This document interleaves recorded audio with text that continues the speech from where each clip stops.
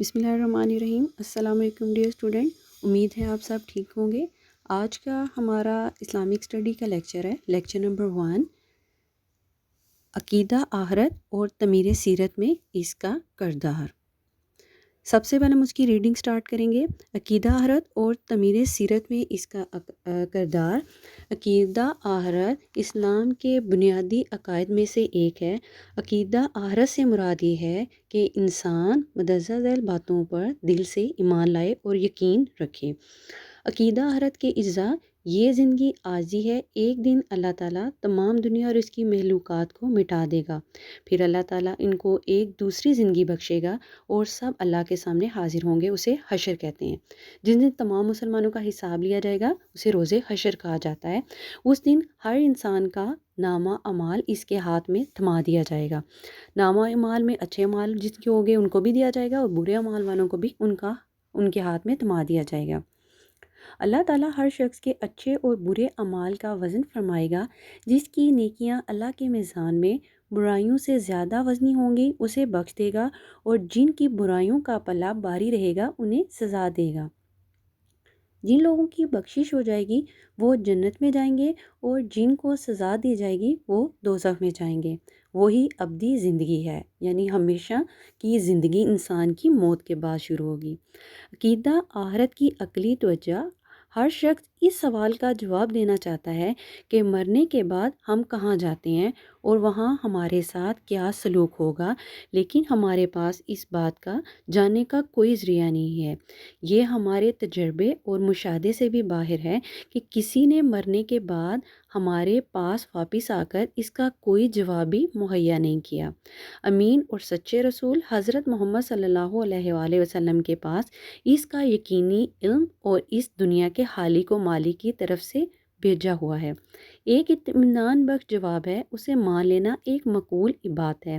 اللہ اور اس کے رسول صلی اللہ علیہ وآلہ وسلم پر ایمان رکھنے والا ہر شخص عقیدہ آخرت پر ایمان رکھتا ہے، کیونکہ یہ عقیدہ ہمارے سچے رسول صلی اللہ علیہ وآلہ وسلم کی زبانی ہم تک پہنچا ہے، اور آج تو علم و عقل بھی اس کی تائید کر رہے ہیں کہ سائنسدان بھی اس بات پر متفق ہو چکے ہیں کہ ایک دن سورج ٹھنڈا اور بے نور ہو جائے گا، سیارے ایک دوسرے سے ٹکرا جائیں گے، دنیا تباہ ہو جائے گی، انسان کے تمام اعمال کا ریکارڈ اللہ تعالیٰ کے ہاں محفوظ ہو رہا ہے۔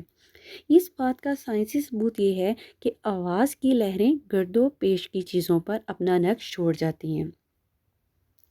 اب رہی یہ بات کہ اللہ تعالیٰ حشر کے دن عدالت لگائے گا، روز قیامت کے دن عدالت لگائے گا، مسلمانوں کا حساب لیا جائے گا کہ جو اعمال برے کیے ہیں دنیا میں ان کو سزا یا جزا کے بعد ان کو جنت یا دوزخ میں بھیج دیا جائے گا، اور بے مثال حق و انصاف کے ساتھ ہمارے اچھے اور برے اعمال کی سزا اور جزا دے گا۔ عقل تو خود یہ چاہتی ہے کہ ایسا ہو۔ ہم دیکھتے ہیں کہ اس دنیا میں کوئی شخص نیکی کرتا ہے اور اکثر اوقات اس کا مکمل اور صحیح فائدہ اسے حاصل نہیں ہوتا۔ ایک شخص بدی کرتا ہے اور اکثر حالات میں وہ ہر قسم کی سزا یا نقصان سے یا تو اس کو پہنچ جاتا ہے یا اس کی برائی کے مقابلے میں بہت معمولی سا نقصان اٹھانا پڑتا ہے، جن سے انصاف کے تقاضے کسی طرح پورے نہیں ہوتے۔ ایسی ہزاروں مثالوں کو دیکھ کر عقل انسانی مطالبہ کرتی ہے کہ مکمل جزا اور سزا کا ایک دن ضرور ہونا چاہیے، پھر اللہ تعالیٰ اس پر قادر بھی ہے۔ اس نے انسان اور کائنات کو پہلی مرتبہ پیدا کیا ہے، اور دوسری مرتبہ پیدا کرنا پہلی مرتبہ پیدا کرنے سے آسان ہے۔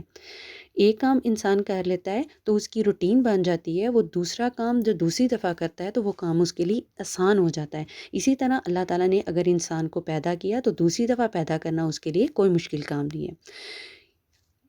یہ فرسٹ ٹاپک کی ہم نے کچھ ریڈنگ کی ہے۔ اب اس سے ریلیونٹ شارٹ کویسچن پڑھتے ہیں۔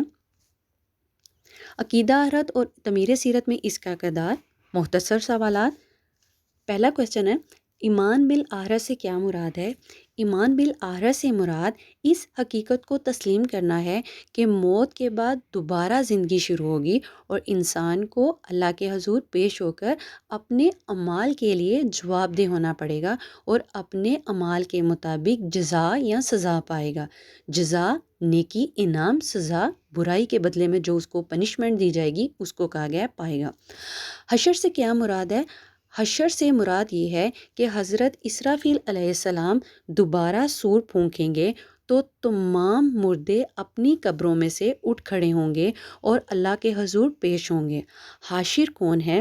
اللہ تعالیٰ کو حاشر کہتے ہیں، یعنی مرنے کے بعد دوبارہ زندہ کر کے ایک جگہ اکٹھے کرنے والا۔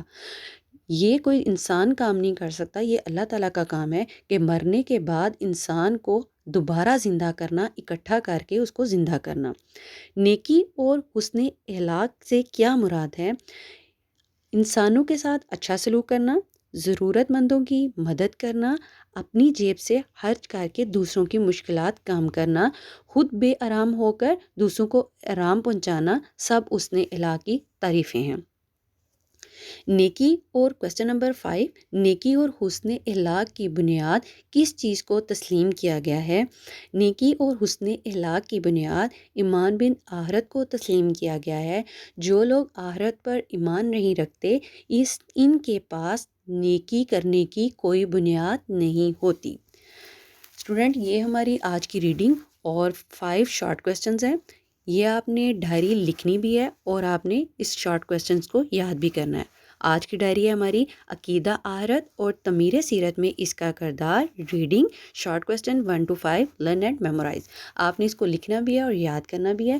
اگر آپ کو ان میں سے کوئی چیز کی، کسی بھی چیز کی سمجھ نہیں آتی تو آپ مجھ سے کوسچن کر سکتے ہیں۔ اللہ حافظ کلاس، اپنا خیال رکھیے گا۔